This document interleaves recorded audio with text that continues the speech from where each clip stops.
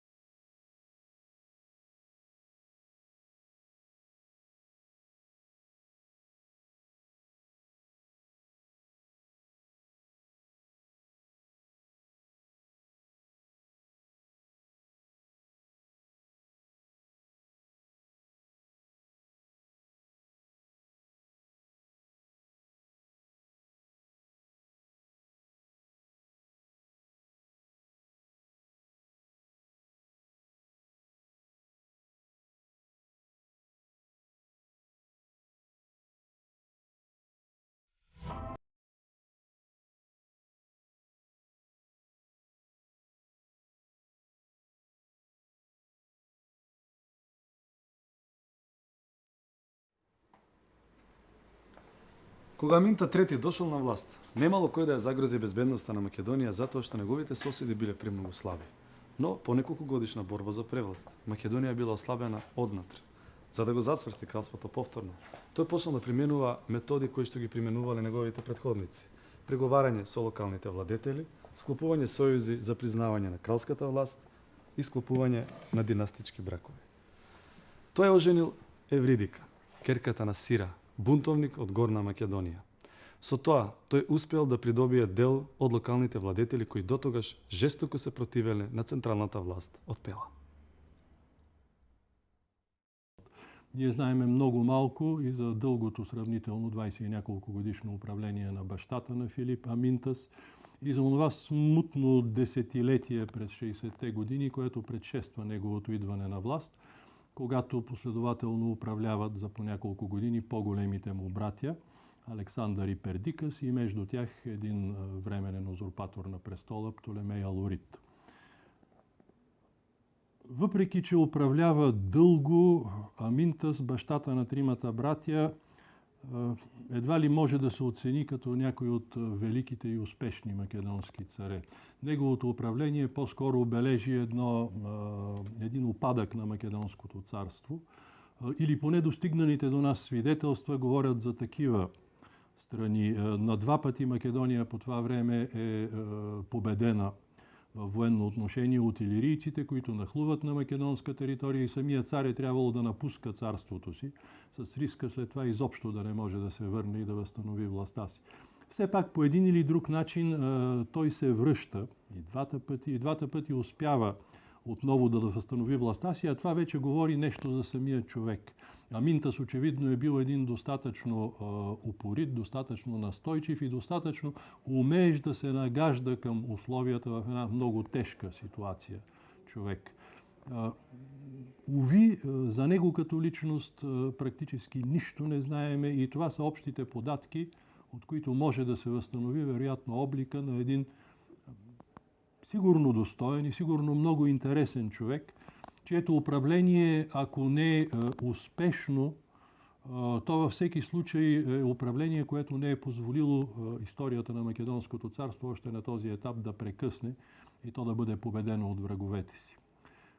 Двамата му големи сина управляват кратко време. Александър само 1 или 2 години, Пердикас около 5 години във втората половина на 60-те години. Но неговата смрт ознаменува едно ново падение.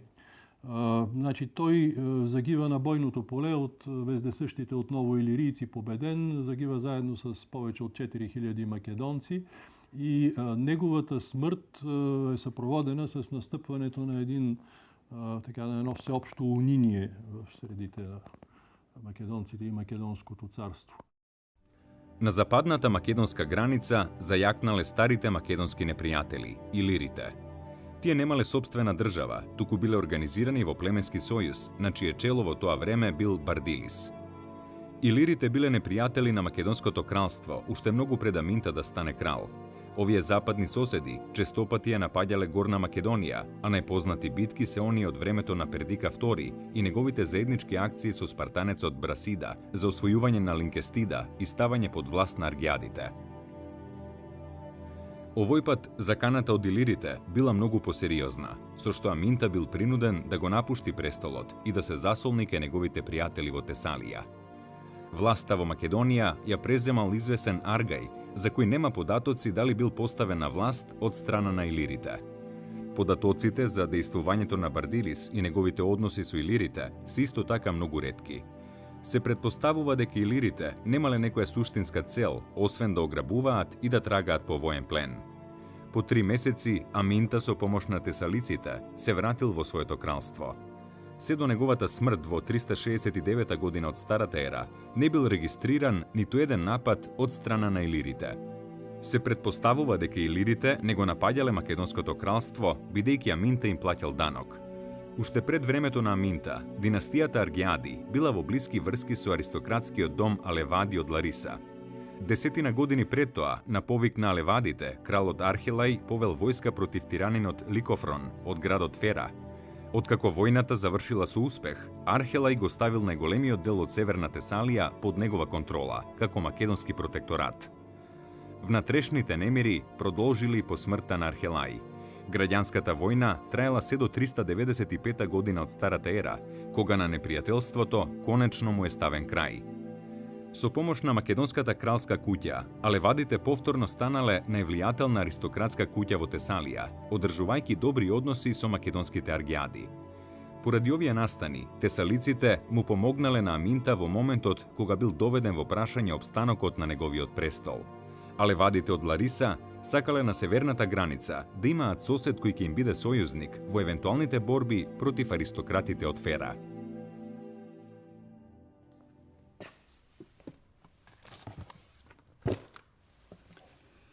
Во соседството на Македонија, на Халкидик, постоел сојуз на хеленски колонии кој бил формиран во мугрите на Пелопонеската војна во посредство на македонскиот крал Пердика II.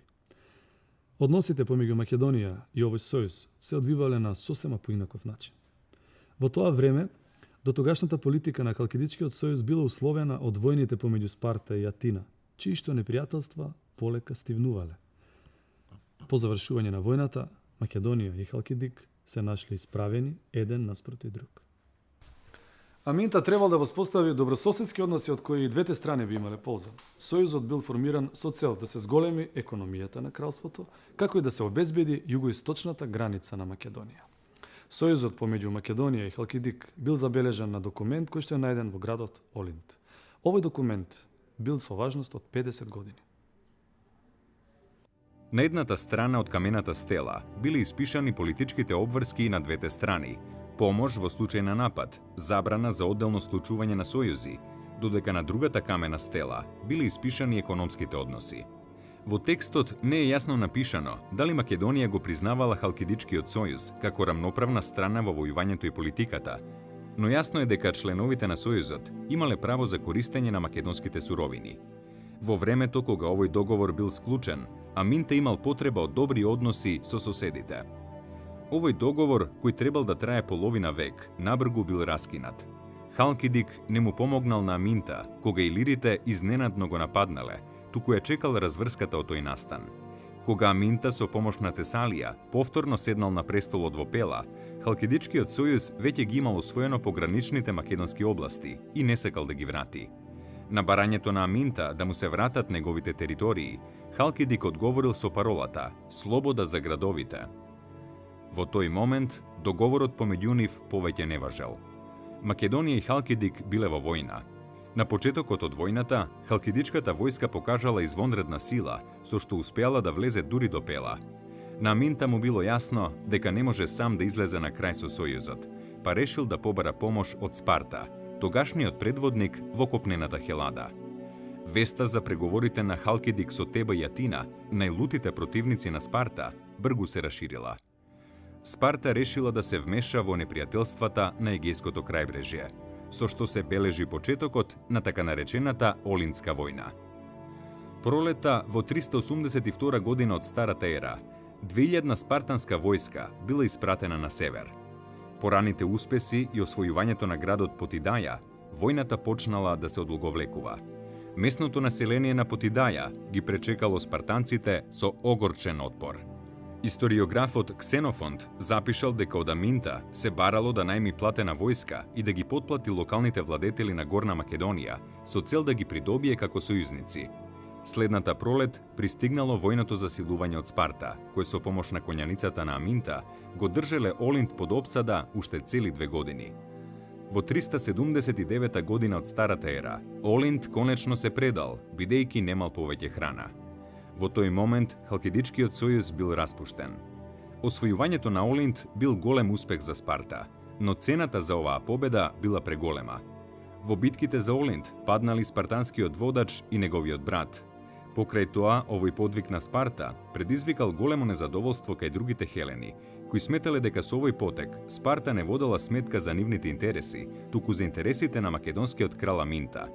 Сепак, Спарта била свесна дека сојузот со Македонија нема да трае, и Аминта, кој имал корист од овие настани и си ги повратил загубените територии, не ги сакал спартанците во неговото соседство, бидејќи се плашел дека тие ќе ја преземат улогата на Халкидичкиот сојуз. Така се раздвоиле патиштата на Аминта и спартанците. Покрај тоа, Аминта продолжил будно да ги следи случувањата во Хелада. Само 2 години по заземањето на Олинд, поморскиот сојуз со Атина, кој бил распуштен по завршувањето на Пелопонеската војна, повторно бил обновен. Еден од главните предуслови за обновување на сојузот било зголемувањето и јакнењето на Атинската војна флота. За бродоградба биле потребни суровини, при што било логично Атина повторно да се зближи со Македонија, која била главен снабдувач на дрво во регионот. На мировниот конгрес во Спарта во 371 година од Старата ера, на кој учествувал и Аминта, бил означен крајот на спартанското предводништво со Хелада. Македонската делегација го поддржала барањето на Атина да й се врати градот Амфипол. Со овој потек, Аминта сакал да го невозможи повторното јакнење на Олинд, кој бил во сојуз со Амфипол. Враќањето на Амфипол на Атина значило и јакнење на границата кон Халкидик. По 24 годишно владење, Аминта III починал во 370 година пред нашата ера. Токму во моментот кога копнена Хелада повторно се нашла во виор од политички препирања. Само една година пред тоа, кај бојотскиот град Леуктра се судриле војските на Пелопонескиот сојуз на чело со Спарта и војската на Бојотскиот сојуз. Бојотијците, предводени од прочените војсковоци и државници Епаменонда и Пелопида, со новата тактика на кос борбен поредок, силно ги поразиле спартанците, со што ставиле крај на спартанската превласт во Хелада. Наследниците на македонскиот престол биле на прагот да се соочат со новите политички противници, Бојотија, која токму во тоа време го достигнувала својот зенит. Престолот во Пела најпрвин го наследил Александар II, најстариот од трите синови на Аминта и Евридика. Александар II бил многу млад, но бргу се почувствувал силен и способен да води агресивна надворешна политика. Најпрвин се обидел да ги искористи внатрешните несогласувања во Тесалија. Откако застанал од страната на левадите против тиранинот Александар од Фера, македонскиот крал ја повел својата војска кон северна Хелада. По неколку значителни успеси, успеал да воспостави контрола над градовите Лариса и Кранон, каде стационирал дел од неговата војска. Тој бил приморан да се врати во своето кралство и да се соочи со внатрешните препирања за престолот. Во негово отсуство, неговите противници го прогласиле за крал благородникот Птолемај од Алорос, кој бил возрасен и искусен дворјанин. Паралелно со проблемите околу престолот, растела и температурата на тесалиските боишта. А левадите побарале помош од Александар II додека другите тесалици побарале помош од Бојотија, новата хеленска сила, која токму во тој период станала предводник на Хелада. Македонската војска во Тесалија била притисната од силната бојотска војска, што ги натерало да се повлечат од Тесалија. Пелопида пресудил дека Александар II треба да прати 30 заложници во Теба, како залог дека непријателствата во Македонија ќе стивнат. Меѓу заложниците се нашол и најмалиот брат на кралот, идниот македонски крал Филип, кој минал цели 3 години во куќата на тебанскиот заповедник Памен. Наскоро, младиот Александар бил жртва на политички атентат. Тој бил убиен за време на празник, додека се играла македонската војна игра со ножеви, наречена Телесија. Судбината на Македонија ја зел во своји раце младиот престолонаследник Пердика, кој наскоро го вратил брата си Филип од заложништвото во Теба. Пердика III успеал да воспостави пријателски односи со Теба, но Пелопоида, идејниот творец и најактивниот пропагатор на бојотската политика на северот, набрзо загинал. Во тој период Македонија и Атина се уште одржувале добри економски односи, но со слабењето на Спарта и на Теба се поверојатна била опасноста дека Халкидик повторно ќе предизвикува проблеми на Македонското кралство. Поради тоа, Пердика застанал на страната на Атина и учествувал во незините војни дејствија. Сепак, Пердика не сакал македонската војска да стане орудие со кое Атина ќе ги остварува своите интереси. Во 362 година од Старата ера, македонскиот крал Пердика III ги ставил своите интереси во преден план и го обновил своето непријателство со Атина. Во меѓувреме, Бардилис, главатарот на Илирскиот племенски сојуз, со голема војска влегол во областа Аурестида и ја загрозил Горна Македонија. Пролета 359 година од Старата ера, македонскиот крал повел војска за да му застане на пат на Бардилис.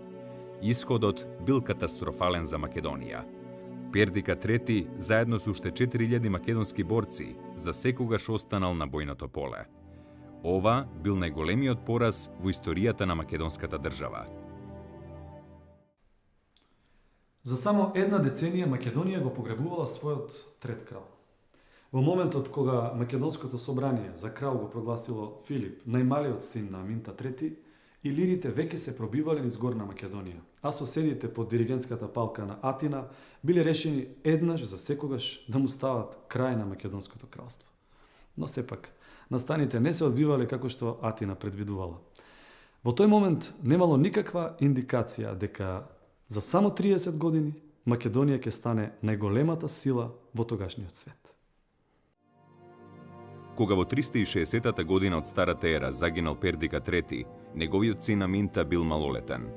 Поради тешката безбедносна состојба на Македонското кралство, за македонски крал бил прогласен најмалиот син на Аминта III, Филип II, 23 годишниот брат на Пердика. По прогласувањето на Филип за крал, веднаш се појавили и други претенденти за македонскиот престол. Атина го поддржувала Аргај, кој со 3000 хоплити од грачето Метона тргнал кон македонската престолнина во Ајга. Македонија била загрозена од сите страни. Од западот притискале илирите, од истокот Халкидичкиот сојуз, а од југот Атина, со што бил доведен во прашање опстанокот на кралството. Филип действувал решително и вешто, како на воен, така и на дипломатски план. Најпрвин се справил со Аргај, која немал поддршката од македонците и не успеал да влезе во Ајга. Филип, за когото знаеме доста повеќе, е една исклучително интересна и колоритна личност. Многу силен владетел. В съвременната историографија стана модно да се сравняват Филип и Александар и самата идеја баштата, којто сепак остава по-слабо познат, да се сравнява с сина си, којто историјата още в древноста е нарекла велики, говори в полза на баштата. Говори за това, че тој е една достатъчно мащабна фигура, която може да се сравнява с великия му син. Филип наследява Македонското царство в една изключително трудна и тежка ситуација, победено от илирийците, заобиколено от врагове, той самия от други претенденти за македонския престол, всеки с някаква помощ зад гърба си, един подкрепен от атиняните, друг от тракийския цар. Филип успява не само да преодолее тази сложна ситуация в първите години, нещо, което говори за качество. Филип успява в продължение на години наред целенасочени усилия, очевидно всъщност през целия си живот, своето 23 годишно управление, да издигне Македонското царство, да го превърне в водеща сила, в хегемон на Балканския полуостров. Практически той е човека, който е изковал онези оръжия, лицето на македонската армия, с които Александър ще завладее света. Прв и најголем успех на македонската војска воопшто во историјата се памети, односно се бележи во изворите и во историските настани за време на владењето на кралот Филип II, кој што во 359 година ја наследил круната во едни многу тешки услови во смисла на воена загрозеност од надвор. Имено претходните македонски владетели во поголем дел настрадале во војните, односно останале поразени на бојното поле со бројни жртви на македонски војници. Во една таква состојба и загрозеност од илирите, од запад, од бројни варварски племиња од север, од грчките градови држави од југ, од тракиските племиња. Едноставно, со самото доаѓање на власт, Филип II знаел дека една од основните работи е да ја подготви одбраната на државата, односно да ги реформира воените сили. Македонската војска и пред Филип II имала своевидна воена организација во форма на копнена војска, но Филип, знаејќи ги и следејќи ги односите меѓународни во тоа време во светот, а користејќи го богатото воено искуство кое го стекнал како заложник во Теба и како заложник заедно со други 30 великодостоинственици од македонскиот двор и стекнувајќи искуства покрај прославените тебански војсководачи Епамејнонда и Пелопида.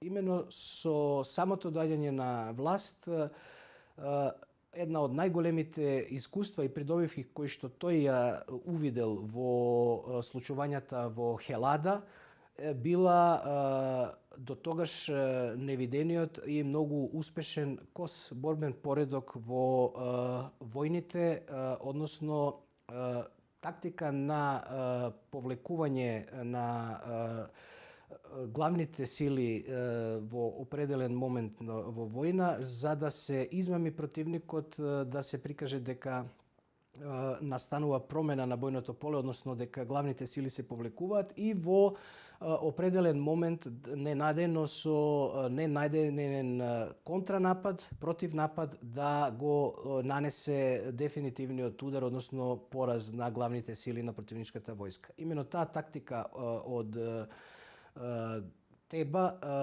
на Филип ќе му биде и една од главните тактики за успесите што ќе ги жнее и на територија на Македонија, но и на територија на Хелада, односно Средна Грција, со успесите кои што македонската држава ќе ја внесат во сите светски истории, воени истории, како една од најголемите воени сили, кои што секако ќе биде овековечена со славниот воен поход, воена кампања на Александар Македонски на исток.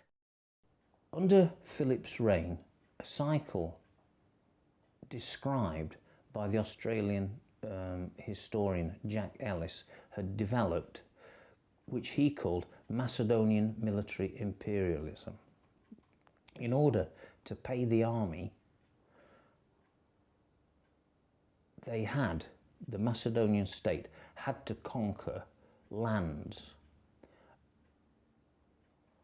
which the revenues from which were used to pay the army.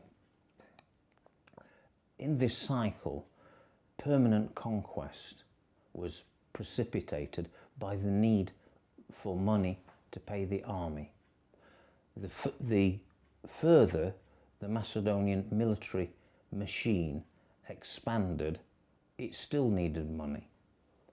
And it was a permanent cycle of expansion in order to gain, through conquest, booty to pay the army.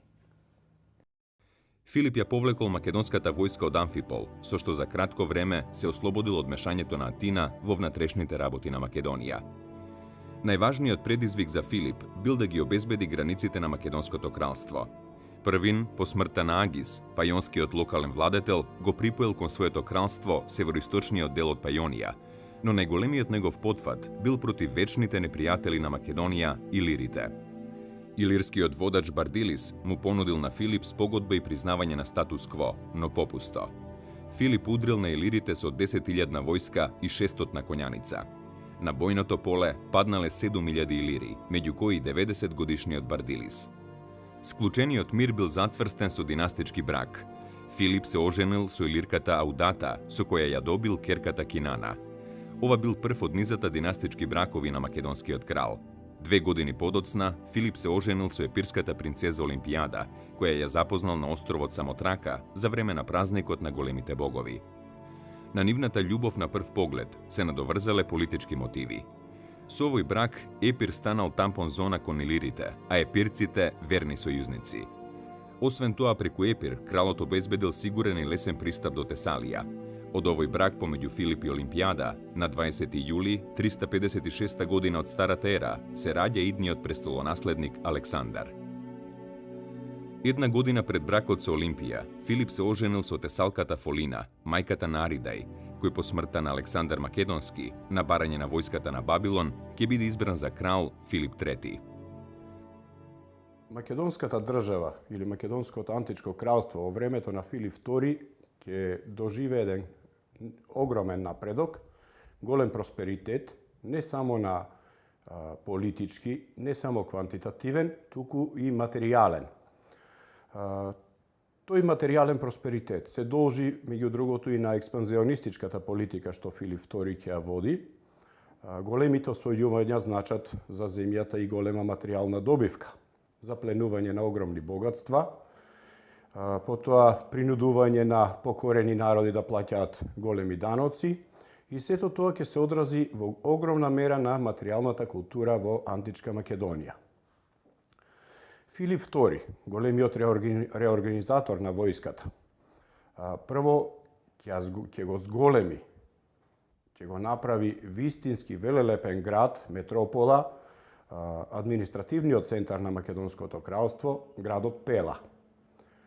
Пела, која што е втора македонска престолнина, бидејќи првата е Ајга, постарата, која што екзистирала во 5. век пред новата ера. Значи, Пела ќе стане најголем административен центар на Балканот, можеби во времето на Филип II. Неволите на Македонија не биле завршени. Следната година во сојуз против Македонија влегле Халкидичкиот сојуз и Илирот Грабас. Филип се уште не бил во состојба да се справи со овој сојуз, а за да обезбеди мир на источната граница, на Халкидичкиот сојуз морал да му го даде градот Потидаја. Користејќи ги проблемите кои што ги имал Атина, Филип уште истата есен го освоил градот Амфиопол и ги прогонил сите проатински водачи од градот.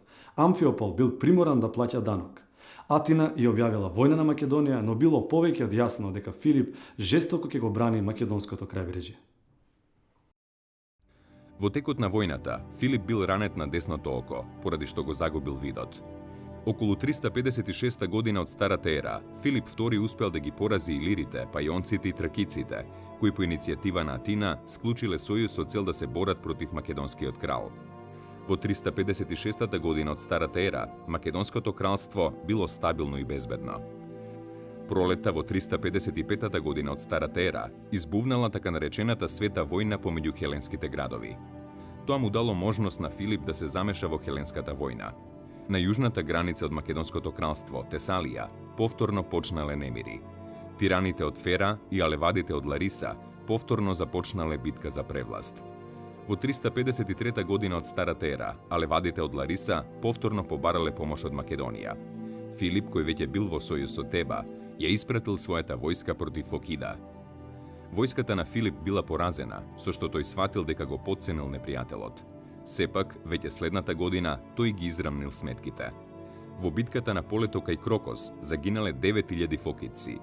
Телата на 3000 од нив биле фрлени во морето, што представувало казна за верските престапи, а нивниот војсководец Ономарх бил распнат. По оваа победа Филип ја зазел Фера и бил прогласен за врховен заповедник на Тесалија. Тој се оженил со Никесиполис од Фера и во чест на победата, нивната ќерка ја нарекол Тесалонике.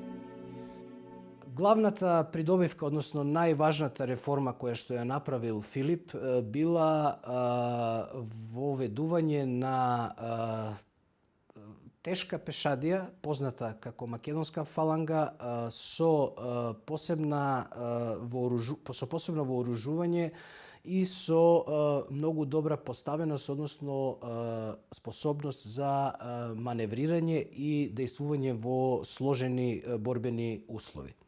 Македонската фаланга, по примерот на претходните пешадиски единици кои што го носеле ова име, имала своја специфика со тоа што била вооружена со долго копје. Таа тешка пешадија носела најпрвин копје од долго 7 метри, а подоцна копјето било скратено на 5 метри. 1/4 од копјето во позиција кога војникот дејствувал се наоѓала зад телото на војникот, а 4/5, односно 4 метри должина копје во позиција пред војникот. Дотогаш вакво оружје не било применувано во војните, а обезбедувало соодветна предност во смисла на одбегнување на брз контакт, со личен контакт помеѓу спротивставените страни, односно помеѓу војниците, и во форма на своевиден антички тенк, односно како еден вид на стравотно оружје кое што ги мелело противниците кои што биле спротивставени на оваа формација. Имено основната формација на фалангата се состоела од 16 војници во колона и 16 војници во редица. Овие 16 пута 16 војници представувале толку добро извежбана формација што можела да се дели во различни борбени услови на 8 по 8 војници, на 4 по 4, да се формира од форма на квадрат во форма на игла, на шило, и во придобивката е во тоа што во речиси сите војни што ги водела македонската фаланга, до израз на крај доаѓало дотолчувањето на противникот, односно таа е позната тактика која што се изучува на сите војни академии развиени во светот, во Соединетите американски држави, во Германија. Нема речиси држава која што не ја изучува оваа тактика на чекан и на ковална, или тактика на ставање на противникот во своевиден плик. Имено со разни тактички маневри на лесни единици се доведувал, се заобиколувал противникот и во финалниот удар, во завршувањето на битката, во борбите, едноставно од двете страни притиснат противникот немал друг избор освен да го признае поразот. Во 349 година од старата ера, тој побарал од олимпијаните да му ги предадат неговите пребегнати полубраќа. Откако ултиматумот бил одбиен, тој го нападнал Олинт. Олимпијаните побарале помош од Атина, со што бил формиран сојуз помеѓу нив. Атина изгласала испраќање на војни сили, но испратила само незначителна војска, која пристигнала дури по заземањето на Олинт. Тоа се должело на зафатеноста на Атина во војната против своите сојузници. Користејќи ја оваа прилика, летото 348 година од старата ера, Филип го освоил Олинт. Градот бил срамнет со земја, жителите биле продадени како робови, а нивната земја била разделена помеѓу најблиските соработници на кралот. Истата година Филип ја разурнал и Стагира, родното место на Аристотел, но подоцна истата била обновена. Есента истата година Филип и понудил мир на Атина. Со понудата се согласил дури и Демостен, кој сметал дека Атина треба да го искористи ова затишје за да се подготви за пресудна борба. Политичките противници на Демостен, Евбул и Ајсин, биле против ова и го обвиниле Демостен дека бил превртлив и непостојан. Тие се обиделе да формираат еден сехеленски сојуз против Филип, па дури да се зближат со Спарта, но обидот бил залуден и не вродил со плод. Атина прифатила да преговара со Филип, откако Фокида не им дозволила да ги запоседнат Термопилите. Во првото Атинско собрание, кое броело 10 члена, на Филип требало да му бидат презентирани условите за склучување на мир. Меѓу 10 члена били и двајцата лути политички противници, Демостен и Ајсхин. Демостен, кој бил најмлад и требало да зборува последен, бил преплашен од присуството на Филип, што не изустил ниту еден збор. Од друга страна, Филип не бил конкретен во одговорите и само се согласил да не го напаѓа Херсонес додека траат преговорите. Потоа во Атина били испратени македонските представници Парменион, Антипатар и Еврилох со условите за мир, статус кво, меѓусебен мир и сојуз со хеленските полиси. Овие услови биле прифатени од Народното собрание, а атињаните се заколнале пред македонските пратеници. Атинските пратеници биле пратени во Пела за да земат заклетва од Филип, кој во тоа време војувал со тракискиот владетел Кетрипор. Но атињаните не биле единствените кои го чекале враќањето на кралот. Пела била преполна со пратеници од речиси цела Хелада, бидејќи многу од градовите се обидувале да најдат решение за различни работи од веќе неофицијално признатиот арбитар.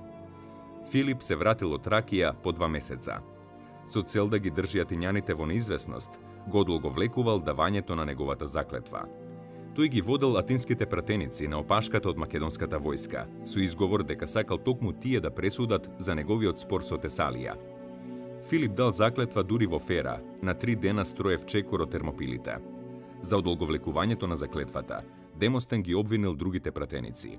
Филип доставил до Атина писмо во кое ги изразил неговите добри намери. На предлогот на Филократ, Атина изгласала декрет за сојуз со Филип, кој требал да важи и за неговите наследници. Кај Филип било испратено и трето пратеништво, овој пат без Демостен.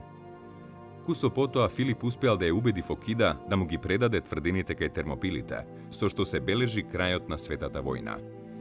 Најбитната придобивка била што Филип ги добил 2 фокидски гласа во Делфинската Амфиктионија. Со овие гласови, како и со гласовите на Тесалија, Филип можел да ја контролира не само Амфиктионија, туку и легално да се меша во внатрешните работи на хелените. Како нејзин член, на Филип истата година му припаднала честа да председава со Питијските игри. Во Атина продолжила војната помеѓу приврзаниците на Филип, кои се залагале за општа слога меѓу хелените и кои едноставно сакале мир. Во 346 година пред нашата ера, 90-годишниот Исократ го советувал Филип да ги смири раскараните хелени и да ги поведе во сехеленска војна против Персија и да ја уништи персиската држава. Со тоа требало да се овозможи нова хеленска колонизација, чија цел била решавање на економската криза во хеленските полиси и ослободување на малоазиските јонци од персиска власт. Демостен, кој во мирот на Филократ гледал само краткотрајно примирие, упорно ги советувал атињаните да се подготват за војна и да почнат да војуваат без објавување, исто како што правел Филип. Во 343 година од Старата ера, во веќе сложената и заплеткана сцена на политички пресметки, повторно се вмешува Персија. Исплашен дека неговото отсуство од земјата ќе биде искористено од Филип, персискиот крал Артаксеркс ги поттикнувал хелените на борба против Македонија и им ветувал парична помош. Иако Филип успеал да го спречи исклучувањето сојуз помеѓу Атина и Персија, расположението во Атина почнало да се менува. Биле поведени парници против некои од најугледните поддржувачи на Филип. За да ги поправи крајно затегнатите односи со Атина, Филип предложил спорните прашања меѓу двата политички субјекти да се решаваат со арбитража. Она што е како еден вид на успех, до тогаш невиден и незамислив во форма на успех на македонска држава, во форма на глобалните случувања во тоа време е настапот, односно стратегијата на Филип да завладее со состојбите во регионот, во егејскиот свет, но и да планира стратегија за напад врз Персија, долгогодишен непријател на егејскиот свет. Во одредени историски моменти македонските кралеви и ја признавале власта на персиските кралеви, имале определени контакти, но она што е како најголем потфат било да се создаде војска, да се создадат сили кои што ќе извршат успешна инвазија на азиско копно, односно на теренот во Персија. Филип свесно во повеќе ситуации се гледа од моментите на неговото дејствување дека сакал да ги има грчките држави при себе како подчинети, но и не до толку разединети во смисла на тоа што му требале како војна сила за контрола на голем простор на Балканот, а од друга страна и позиција на хегемон, автократор, односно позиција која што обезбедувала јасна врховна воена власт. Беше вечер, раскажува Демостен. И дојде некој јавувајќи кај пританите дека Елатеја е завземена. Едни, веднаш од среде вечера, станаа и ги тераа луѓето од дуќаните на плоштадот и ја запалија дрвенаријата, а други испратија по стратезите, а го повикаа и трубачот, и градот беше во голема збрканост. Следното утро, британите го свикаа советот во зградата на собранието, а вие се упативте кон Народното собрание и пред тоа да се запознае со работата и да донесе начелно решение, целиот народ беше изнаседнат горе. И потоа, кога дојдоа членовите на советот и британите го изнесоа тоа што и нив им беше јавено, и кога го доведоа до едениот гласник, па и тој извести, службениот повикувач праша: кој сака да зборува? Никој не излезе. Макар што повикувачот повеќе пати прашуваше, никој не стана. Набргу во Хелада започнала и новата света војна. Амфиса ја обвинила Атина за светогрдие, но Ајскен успеал да го пренасочи обвинувањето од Атина кон Амфиса. Подоцна Демостен го обвинил Ајскен за предавство, бидејќи сметал дека со почнувањето на светата војна, всушност му се дава можност на Филип да се вмеша во хеленските работи. Демостен успеал да го спречи учеството на Атина на вонредното собрание, каде бил изгласан почетокот на војната. На редовното есенско собрание на хеленските градови држави било побарано од Филип да преземе казнен поход. Филип го прифатил тоа без многу размислување и веднаш почнал да дејствува. Првин ја неутрализирал Фокида, ветувајќи дека ќе им дозволи на жителите да ги обноват градовите и дека ќе им ја намали паричната казна. Во ноември 339 година од Старата ера ја освоил Елатеја, со што ги загрозил и Атина и Теба. Филип побарал од Теба или да му се придружи во борбата против Атина, или да дозволи премин на македонската војска низ Бојотија. Единствено Демостен се осмелил да предложи мерки. Испраќање војска на границата со Бојотија, како испраќање на 10 пратеници, меѓу кои самиот тој, со цел да се склучи сојуз меѓу Атина и Теба, без поставување услови. Според Демостен, Атина требала да преземе 2/3 од војните трошоци, Теба да го добие водството над копнените сили, додека заповедништвото со морските сили требало да биде заедничко. Сојузот бил склучен, што значело одбивање на барањата на Филип од страна на Теба. Атинско-бојотската војска се распоредила близу Елатеја, како и на еден премин покрај Амфиса. Овој пат Филип бил претекнат и на 2 пати безуспешно се обидувал да ги заземе нивните позиции. Но на почетокот на пролета, Филип пушти лажна вест дека се повлекува, па успеал да го мине преминот кај Амфиса и да ги заземе Амфиса и Делфи, како и пристаништето Навпакт. Со цел да не бидат заобиколени, сојузниците се повлекле кај Хаеронеја. Филип им предложил мир, но Демостен остро се спротивставувал и дури им се заканил на своите сограѓани. Тебанците прифатиле преговори со Филип. Тие дури побарале атинската војска да се врати дома, но под притисок на Демостен се откажале. сојузниците на Филип од Пелопонез биле неутрални, додека евбојските полиси, Коринт, Мегаре и уште неколку, се построиле од страната на Атина. Хеленската војска била побројна од онаа на Филип, додека тој поседувал само малку повеќе коњаница од нив. Во битката што се водела кон крајот на август 338 година од Старата ера, македонските сили забележале блескава победа. Оно што е посебна карактеристика на времето кога со Македонија раководи Филип II, тоа е победата на македонската војска врз сојузените грчки војски кај Хајронеја.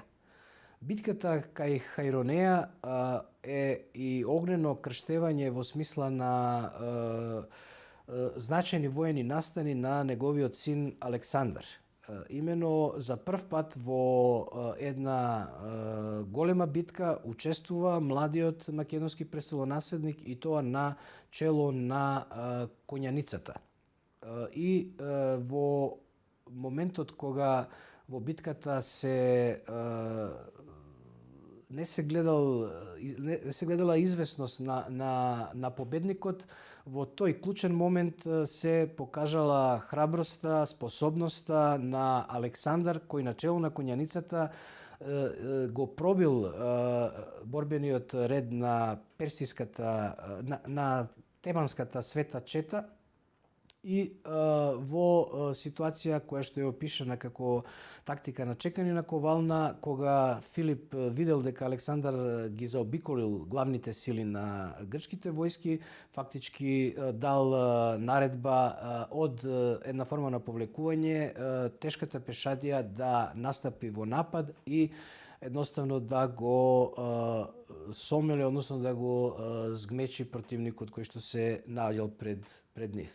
Со секако должна почит и со јасна визија и стратегија дека ситуацијата покрај тоа што на воен план е поволна, корисна, се има победа, се внимавало и на политичките последици што ќе ги има таа битка, односно се внимавало на реномето на во случајот конкретно Атина, на можноста да се од лут противник, од прогласување за варварин во многу ситуации, во многу настапи на атинските оратори, најпознатиот Демостен, македонската лоза, македонската династија на чело со Филип II во ниту еден случај во јавните настапи не е изедначувана или поистоветувана со културниот свет, со хеленскиот свет, туку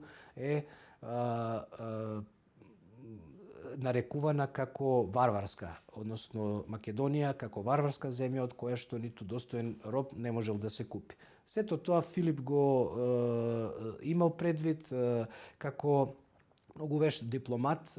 Ова победа кај Хајронеја ја искористил за да ги заплаши разединетите грчки градови држави, но од друга страна и со тој гест со дозволување за погребување на мртвите од бојното поле, со испраќање на делегацијата на чело со Александар во Атина, се на некој начин постигнал стратегиски ефект, односно веќе за една година подоцна во Коринт бил склучен договор со кој што грчките градови држави, сите речиси освен Спарта, се обврзале на лојалност кон македонскиот крал во една идна војна што би се подготвила против големиот противник Персиското кралство.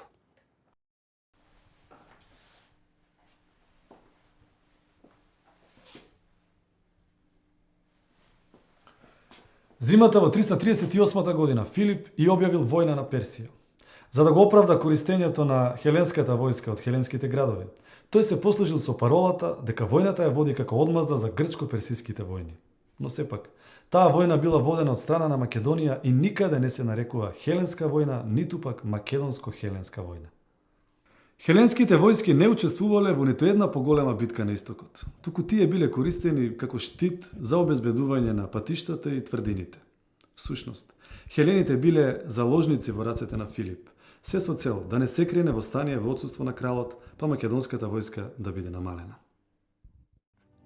Летото 337 година од Старата ера, пред да тргне во војна, Филип се оженил за Клеопатра, внуката на македонскиот благородник Атал. Во тој момент избувнала кавга помеѓу него и неговиот син Александар. Најжестоката пресметка ја предизвикал Атал на свадбата со Клеопатра, мома во која Филип се влюбил на стари години. Имено Атал, вујкото на Клеопатра, се опил и зел да ги повикува македонците да им се молат на боговите за да добијат законски владетел на престолот.